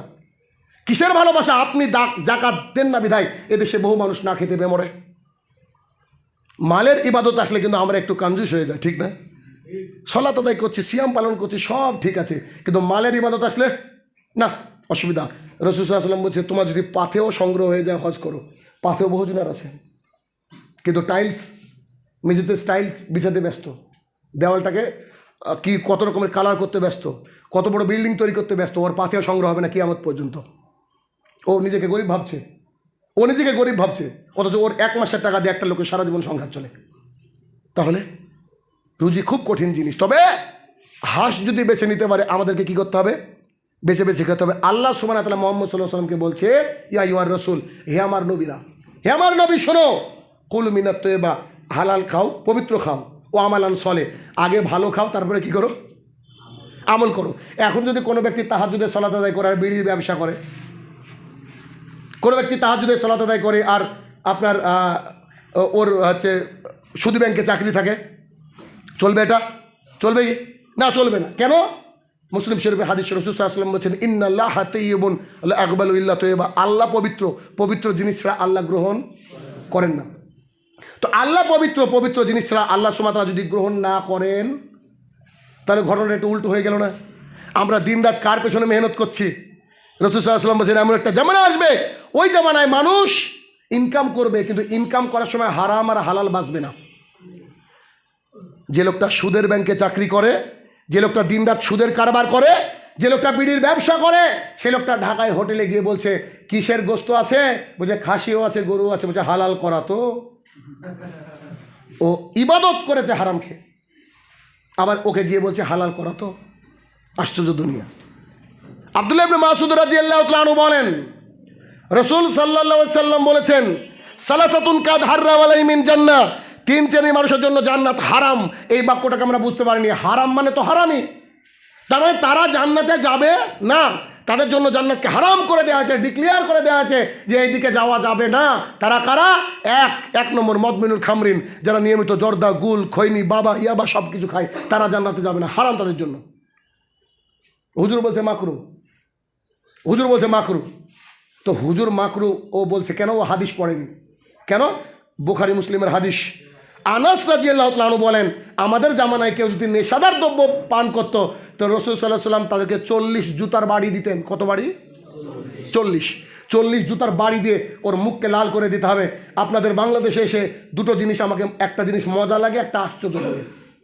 বাংলাদেশে এরকম এসেছি, দুটো জিনিস, একটা মজা লাগে, একটা আশ্চর্য লাগে। সেটা কি? একটা মজা লাগে হচ্ছে দাড়ি চাচা কিন্তু টুপি পরতে উস্তাদ। এদেশের মানুষ দাড়ি চাচা কিন্তু টুপি পরতে উস্তাদ, আর দাড়িওয়ালা কিন্তু সিগারেট খেতে উস্তাদ। এরকম, এটা আমাকে আশ্চর্য লাগে। বিশ্বাস করেন, মানুষ কি করে চলে, এটা কিভাবে খায়, এটা দাড়িওয়ালা লোক সিগারেট ধরে কি করে? ওর হায়া থাকলে ও কি ধরতে পারে নাকি? আমি অবাক হয়ে যাই, ও খায় কি করে? আবার ও বলছে আমি ভার্সিটির প্রফেসর। আরে লাথি মারি ওর শিক্ষাকে। কেন? এখানে লেখা রয়েছে এখানে মহিলাদের প্রবেশ নিষেধ। আসবেন আপনি, আপনার স্ত্রীকে নিয়ে আসবেন। এখানে লেখা আছে মহিলা গেট, এখানে পুরুষরা ঢুকবে। ও যদি 1 পর্যন্ত পড়াশোনা জানে, ওই আপনার রাজাকারের আমলে, তাও ও ঢুকবে না। কেন? লেখা আছে মহিলা গেট, পুরুষ আসবে না, তাই না? আর সিগারেটের গায়ে লেখা আছে statutory warning, cigarette smoking injurious to health, সংবিধিবদ্ধ সতর্কীকরণ, সিগারেট কার স্বাস্থ্যের পক্ষে ক্ষতিকার। কোম্পানি ভাবলো নাম পাবলিক বুঝে না, তো এবার করে এসে কি টোবাকো কিলস, তামাক মানুষকে মেরে ফেলে। তারপর একটা ছবি দিয়ে দিয়েছে, এবার কলেজের প্রফেসর ওটা পড়ছে আর খাচ্ছে। বলেন এই শিক্ষিত? এর আবার রোজির আলোচনা শুনে লাভ কি? বলেন ও শিক্ষিত? ও শিক্ষিত হয় কি করে? কারণ ও তো বাংলাও জানে না, হিন্দিও বোঝে না, ইংরেজিও বোঝে না। বলছে এটা বেশ, তাও খাচ্ছে, তারপরে কি করে শিক্ষিত? তাহলে এর জন্য দায়ী কারা? আমাদের সমাজের স্টিয়ারিং হুজুর, সমাজের হুজুররা। যে এই বক্তৃতা করছে এক জায়গায়, একজন উঠে বলছে শাহিনুর রহমান, বলি বলেন। বলছি ওই যে হুজুররাই যে খায়, আপনি বলছেন যে জুতা দিয়ে বাড়ি দিতে হবে, হুজুররা যে খায় কি করা যাবে? তা বললাম শোনেন, এমনি কথা তো বলতে পারি না, হাদিস আর কোরআন ছাড়া অসুবিধা। তো বলছে বলেন। আবু হুরায়রা রাদিয়াল্লাহু তাআলা আনহু বলেন, রাসূল সাল্লাল্লাহু আলাইহি ওয়াসাল্লাম বলেছেন, আল্লাহ সুবহানাহু ওয়া তাআলা জিবরাইলকে বলেন, জিবরাইল, জি বলেন। বলছি কুষ্টিয়াতে যাও তো। জি কুষ্টিয়া তো হাদিসে নাই, আপনাকে বোঝানোর জন্য। কুষ্টিয়াতে যাও তো। জি আল্লাহ আসলাম। বলছি যে গোটা কুষ্টিয়াকে উল্টে দাও, লোকজন যা আছে সব উল্টে দাও, এরা খারাপ মানুষ, এরা বদ মানুষ, এদিকে উল্টে দাও। তো জিবরাইল আলাইহিস সালাম আল্লাহকে বলছে, আল্লাহ গো, এই 4-5 জন লোককে আমি পেলাম যে যারা সবসময় তোমার জিকির আজগার করে, তাহাজ্জুদের সালাত আদায় করে, এরা খুব ভালো মানুষ, এদেরকে কি বের করে উল্টাবো? তা আল্লাহ বলছে ওদেরকে দিয়ে বিসমিল্লাহ করো। বুঝেননি? আল্লাহ বলছে যে ওদেরকে দিয়ে শুরু করো। কেন? এই কথা বলার পরে আল্লাহ সুবহানাহু ওয়া তাআলা বলছেন, কারণ আমার হারাম হালালের ব্যাপারে তার মুখটা চুপ ছিল। সাইলেন্ট মানে সাইলেন্ট, চুপ থাকা সমর্থন। চুপ থাকা হচ্ছে সমর্থন। আপনি আরবি পড়ার লাগবেন, আপনাকে আপনার বাংলা তো আপনি পড়েছেন যে অন্যায় যে করে অন্যায় যে সহে তব কিনা তারে তিন সমুদয়, পড়েননি আপনি? যে আপনার পাশে যদি অন্যায় হয় ইউ হ্যাভ টু স্ট্যান্ড হিম, ওকে বাধা দিতে হবে। কি দিয়ে? হাত দিয়ে। ক্ষমতা নাই, বক্তৃতার মাধ্যমে বলতে হবে। ক্ষমতা নাই, অন্তর দিয়ে পরিকল্পনা করতে হবে। আর এটাই হচ্ছে 3 নম্বর শ্রেণীর ইমান। 3 নম্বর ইমানও নাই, যে পরিকল্পনা করব আমরা, এই ইমানটুকু আমাদের নাই। তাহলে আমরা রুজি খাচ্ছি কিন্তু আমরা তোয়াক্কা করছি না। এই জন্য এই শুরুর হাদিসে যে 3 শ্রেণীর মানুষ জান্নাতে যাবে না, তার শুরুতে কি বললেন? যারা নিয়মিত পান বিড়ি জর্দা গুল সিগারেট এগুলা খায় তারা জান্নাতে যাবে না। আচ্ছা, এই হাদিসের ব্যাখ্যা আলেমরা কি করবে? আলেমরা কি করবে?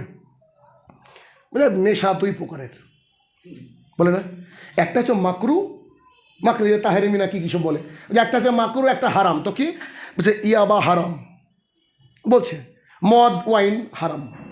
আচ্ছা ঠিক আছে, মেনে নিলাম এগুলো হারাম। আর এই বিড়ি হচ্ছে মাকরু।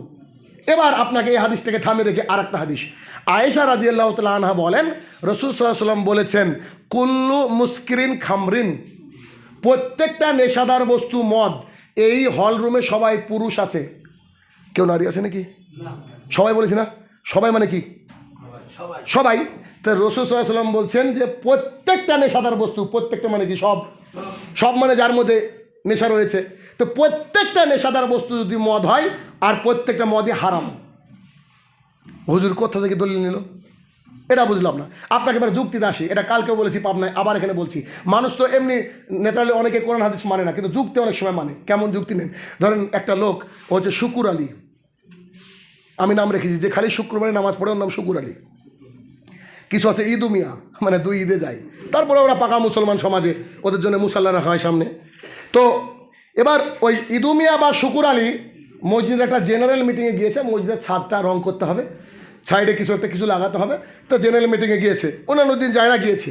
তো ওকে আপনি একটা সিগারেট বের করে দেন, ধরেন কি স্টার সিগারেটের নাম না কি আছে, স্টার, ধরেন স্টার একটা সিগারেট গিয়ে বলছে, এই আব্দুর রহমান বলছিলাম এই সিগারেটটা ধরান তো, অনেকক্ষণ ধরে মিটিং করছি, 1.5 ঘন্টা মাথা কাজ করছে না, সিগারেটটা ধরান। আচ্ছা বলেন তো, মসজিদের মধ্যে বসে ওকে যদি 1 কোটি টাকা দেওয়া হয়, সিগারেট ধরাবে? গোটা বাংলাদেশ দিয়ে দিলে? সবচেয়ে জাহেল লোক হলেও? আচ্ছা, আল্লাহর ঘরে খাওয়া যায় না এমন জিনিস কি করে জায়েজ হয়? বুঝতে পারেন আমার কথা? আল্লাহর ঘরে খাওয়া যায় না এই জিনিস কি করে জায়েজ হয়? কিন্তু এটা কোথায় খাওয়া যায়? বাথরুমে। বাথরুম কার ঘর? শয়তানের ঘর। পৃথিবীর আজীব প্রাণী, আমি জানি না পৃথিবীতে এমন কোনো প্রাণী আছে নাকি যে খেতে খেতে পায়খানা করে, এই মালগুলো ছাড়া। চিন্তা করেন। তাহলে এবারও কিসের দলিল দেবে? রাসূল সাল্লাল্লাহু আলাইহি ওয়াসাল্লাম এইটা বললেন। অসংখ্য হাদিস আপনাকে আমি আরবি সহ আমি শুনে দিতে পারি যে এগুলো হচ্ছে হারাম, বিশ্বাস করেন। আল্লাহ সুবহানাহু ওয়া তাআলা বলছেন, ওই সেই ইমাম, শুরুতে বললাম না, ইমামও শুরু করে বলছে যে ইয়া আইয়ুহাল্লাযীনা আমানু ইন্নামাল খামরু ওয়াল মাইসিরু। আরে খামর, এই খামর মানে মদ না। আপনি লিসানুল আরব খুলে দেখুন, ইনটক্সিকেন্ট, অল টাইপ অফ ওয়াইন, সমস্ত ধরনের নেশাদার দ্রব্য যার মধ্যে নেশা আছে তাকে বলা হয় খামার। যা বিবেককে ঢেকে দেয় তাকে বলা হয় খামার, তাকে বলা হয় খামার। তাহলে জর্দা বিবেককে ঢেকে দেয়, তাহলে বলছে যে এটা নেশা না, তো আপনি ছাড়তে পারেন না কেন? তাহলে যা নেশা না তো ছাড়াও ইজি, তাই না? এটা কোনো ব্যাপারই না। তাহলে এবার এইটা আপনি যদি ওখানে বলছে রিজসুম মিন আমালি শয়তান, এটা হচ্ছে রিজসুম, অপবিত্র, এটা হচ্ছে পায়খানা, অপবিত্র। আপনি একটা বিড়ি সিগারেট রাস্তায় ফেলে দেখেন, কুকুরে মানে ওটাকে গন্ধও নেবে না, নাই? কিন্তু আমরা মানুষরা খাই। যেখানে মুহাম্মদ সাল্লাল্লাহু আলাইহি ওয়াসাল্লাম বারবার মেশক করতে বলেছেন, যেখানে কাঁচা পেঁয়াজ আর রসুন খেয়ে মসজিদে ঢুকতে নিষেধ করেছেন, ও সিগারেটের প্যাকেট নিয়ে ঢুকে গিয়েছে, রুকু করেছে, পড়ে গেছে, স্টার সিগারেট সামনে সেজদা করছে। বলেন এই শিক্ষিত মানুষ? আশ্চর্য লাগে, বিশ্বাস করুন আশ্চর্য লাগে। তাহলে এটা খাওয়া যাবে না। আর এটা খেলে কি? জান্নাত হারাম। বিশ্বাস করুন, আপনার ইমাম সেদিন আপনাকে দিয়ে দৌড় দিবে, আপনার মা বাবা আপনাকে দেখলে পালিয়ে যাবে, আপনার ইমাম টিকবে কি করে বলেন তো? ও তো দুনিয়া কামানোর জন্য ব্যস্ত, ও তো দুনিয়া কামানোর জন্য ব্যস্ত। তাহলে কি হলো? সালাসাতুন কাদ হারাম আলাইহিম মিন জান্নাহ, 3 শ্রেণীর মানুষের জন্য জান্নাত কি? হারাম। 1, মদমিনুল খামরিন, নিয়মিত পান বিড়ি জর্দা গুল সিগারেট যারা খায় তাদের মুখকে জুতিয়ে লাল করে দিতে হবে, এটা হারাম, চলবে না। 1, হুজুর খেলে হুজুর খেতে বিসমিল্লাহ বললাম না, জি। 2, রাজুলাতা মিন নিসাই, পুরুষের বেশধারী নারী, ওইসব মহিলারা যারা জিন্সের প্যান্ট পরে, যারা জিন্সের প্যান্ট পরে, যারা টপ পরে, যারা আপনার নিজেকে এক্সপোজ করে, নিজেকে এক্সপোজ করে। ওই সেই আমেরিকান একজন মহিলা ল্যাডওয়েল ড্যালুকা, তিনি একটা সুন্দর কথা বলেছিলেন ইসলাম ধর্ম গ্রহণ করার পর। বলছেন, those women who always wear shorts and skirts, they always invited to the people come to my shop which is 24 hours open, whatever you need you can take it from here, it is totally free of cost. ওই মহিলা বলছেন, ল্যাডওয়েল ড্যালুকা, বুঝে যেসব মহিলারা expose করে নিজেকে, শাড়ি পরে তার পেটটাকে দেখায়, শর্ট পরে, স্কার্ট পরে, টাইট ফিট জিন্স পরে, তারা যেন মানুষকে বলতে থাকে যে দিস ইজ মাই শপ, এটা আমার দোকান, হোয়াট এভার ইউ নিড, আপনার যা দরকার you can take it from here, তুমি এখান থেকে নিয়ে যাও, আপনারা নিয়ে যান, it is totally free of cost, totally free of cost, totally free of cost, 1 টাকা লাগবে না। আর এই দোকানটা কতক্ষণ খোলা থাকে? 24 hours, লাইক এটিএম। এটিএমের মতো 24 ঘন্টা খোলা থাকে। ভাবেন তাহলে, এটিএমের মতো 24 ঘন্টা খোলা থাকে। তাহলে এই নারী কী করবে? জান্নাতে যাবে না। 3 নম্বরে বললেন, আর দায়ুস লাদখুলুল জান্নাহ। সাহাবীরা বুঝতে পারলেন না যে হোয়াট ইজ দায়ুস। তখন মুহাম্মদ সাল্লাল্লাহু আলাইহি ওয়াসাল্লাম বললেন, আল্লাহ জিক্রুফি হালেল খাবাস, যে বাড়ির লোক বেপর্দা, যে বাড়ির লোক তার স্ত্রীকে কন্ট্রোল করতে পারে না, যে বাড়ির লোক তার মেয়েকে কন্ট্রোল করতে পারে না, যে বাড়িতে দিন রাত গান বাজে, দিন রাত টিভি সিরিয়াল চলে, ওই লোক দায়ুস। তাহাজ্জুদ পড়লেও তার থাকার জায়গা জাহান্নাম। তাহলে রুজির সাথে সাথে আরও দুটো একটা হাদিসে সুন্দর একটা পয়েন্ট আমি কি করলাম? পেয়ে গেলাম, আমি পেয়ে গেলাম। তাহলে আমরা এটার উপর আমল করবো তো ইনশাল্লাহ? এখন থেকে বেছে হিসাব করবো তো? এটা করা উচিত। আপনাকে আমি বলি, আমি এই কথাটা এখন পর্যন্ত কাউকে বলিনি, তারপরে মিডিয়া আছে, তারপরে বলি ঘটনা। আমি একটা ডিগ্রি করছিলাম, আমার আবার শখ ডিগ্রি করা, বিভিন্ন রকমের ডিগ্রি করি, রেখে দিই। তো প্রাইমারি স্কুলে চাকরি করার জন্য আমাদের দেশে একটা ডিগ্রি করা হয় যার নাম হচ্ছে ডিএলএড। বেশ, কোথাও 1 লাখ টাকা খরচ, কোথাও 1.5 লাখ, কোথাও 80,000, কোথাও 50,000। তা আমি একটা ডিগ্রি করা শুরু করলাম, অথচ আমি কিন্তু প্রাইমারি টেট পড়াই। আমি কিন্তু প্রাইমারি টেট পড়াই, চাকরির ছেলেদেরকে পড়াই, WBCS থেকে শুরু করে ডিফেন্স লাইনে, আর্মি টার্মি সব আমার হাত দিয়ে মোটামুটি আমি পড়াই, ইংরেজি টিচার আমি। তো এগুলোকে পড়াই। তা আমি একটা ডিগ্রি করলাম, ডিগ্রি করার শেষ পরীক্ষাটা বাকি, শেষ পরীক্ষা করে সার্টিফিকেট পাবো। তো কলেজ থেকে একটা মহিলা আমাকে ফোন দিয়ে বলছে, স্যার কালকে তো পরশু দিন তো পরীক্ষা আছে আপনাদের, তো 2,000 টাকা করে জমা দিতে হবে। আর কেন? ফিস তো দেওয়া হয়েছে, সব কিছু কমপ্লিট। বলছে পরীক্ষার হলে আমরা উত্তরটা দিয়ে দেবো। না, আমি যতটুকু পারবো লিখবো, অসুবিধা নেই। বলছে জি না, তারপরও এটা দিতে হবে, এটা নিয়ম। আমি না দিলে বলছে সার্টিফিকেট দেওয়া হবে না, আপনাকে ফেল করে দেওয়া হবে। তা বললাম যে আলহামদুলিল্লাহ ফেল করে দেন। বুঝতে পারেন কথা? আলহামদুলিল্লাহ ফেল করে দেন। এর অর্থটা কি? এর অর্থটা এই যে 2,000 টাকার 2 লাখ টাকার 2 টাকা না, ঘুষ দিলে ওটা হারাম হবে। বিধায় এত টাকা খরচ করার পরেও, সব রাস্তা পার হয়ে আসার পরেও যখন আমার কাছে হারাম একটা প্রস্তাব দিল, কি খার, আমি তাকে লাথি মেরে দূরে সরিয়ে দিলাম। ভাষা বোঝেননি? আমি লাথি মেরে দূরে সরিয়ে দিলাম। আমার বক্তৃতা শোনার কারণে এক ইঞ্জিনিয়ার 1.5 লক্ষ টাকা বেতন, ওকে বলেছে দাড়ি চাচতে হবে। তো বলছে আসসালামু আলাইকুম, পোলট্রির খামার করছে এখন। বুঝতে পেরেছেন? তাহলে কি করতে হবে? এই আমাদের সমাজকে সুন্দর করতে গেলে হালাল রুজি খেতে হবে।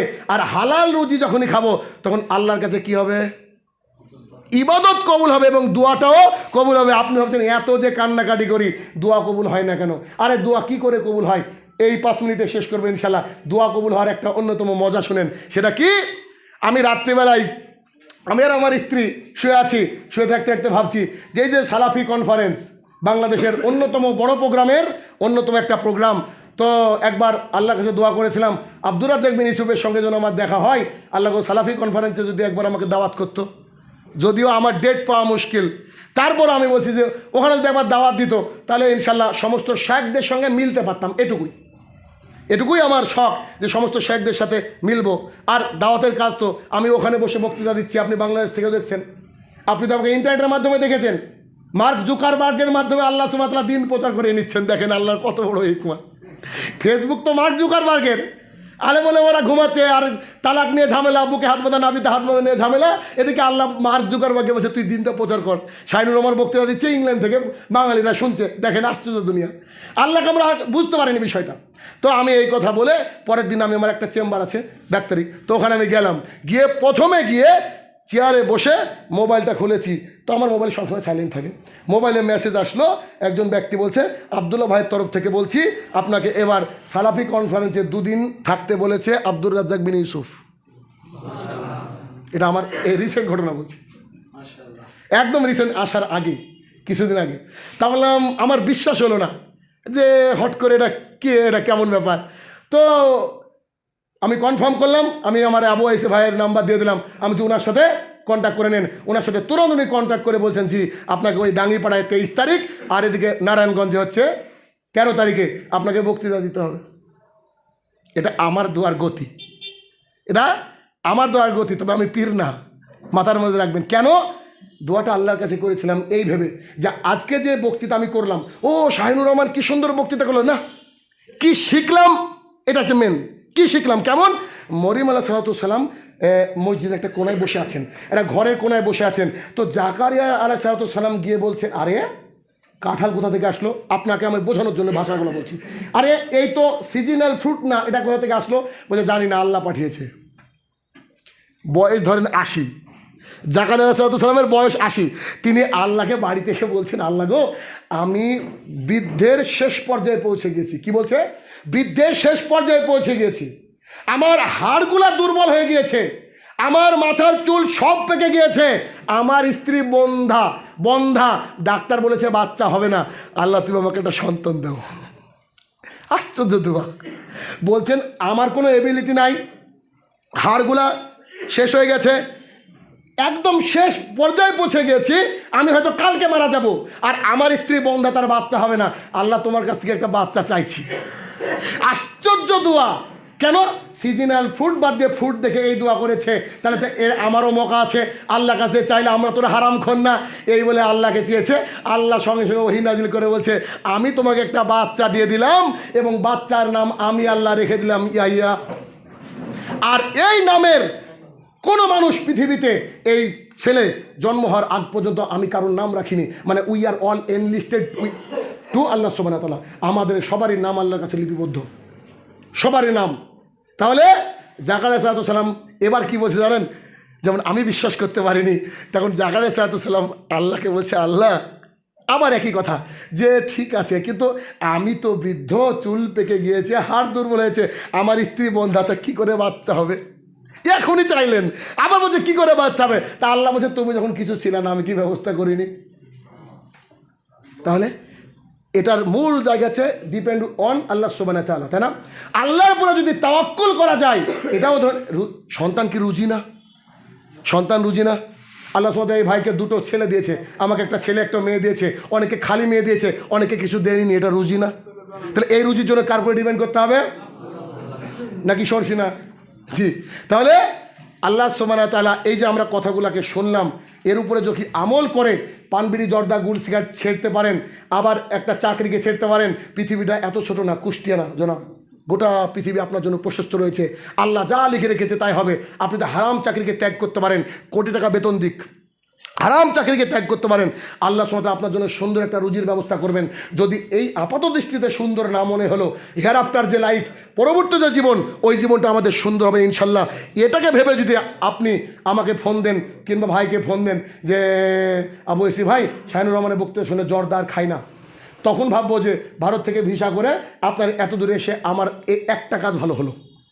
আপনি বলবেন কি বক্তা রে বাবা, একদম কলিজা ছিঁড়ে দিল, কত সুন্দর কথা বললো।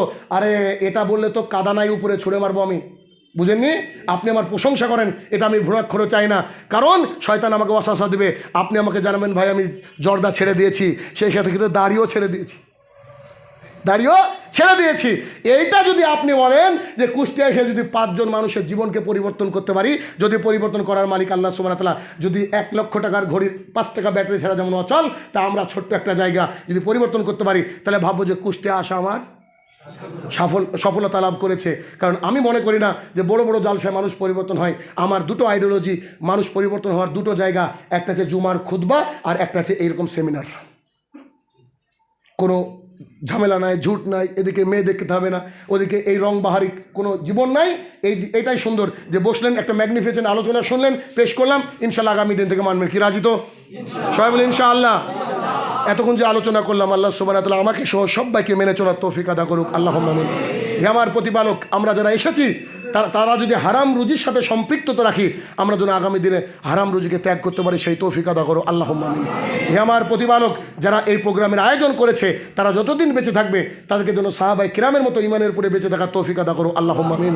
হে আমার প্রতিপালক, যারা আমরা কবরের তলে চলে গিয়েছে, আমাদের আত্মীয় স্বজন, হে আল্লাহ ওই জায়গা খুব ডেঞ্জারাস ভয়াবহ জায়গা, তাকে তুমি সেই কবরের ফিতনা থেকে রক্ষা করো আল্লাহুম্মা আমিন। হে আমার প্রতিপালক, দিনের আলো এভাবে যেভাবে চারিদিকে শুরু হয়েছে, এভাবে যেন আমরা দিনের আলো গোটা বিশ্ব জুড়ে এই দিনের আলোটা চারিদিকে ছড়াতে পারি, তার সুব্যবস্থা তুমি করে দাও আল্লাহুম্মা আমিন। আসসালামু আলাইকুম ওয়া রাহমাতুল্লাহি ওয়া বারাকাতুহু।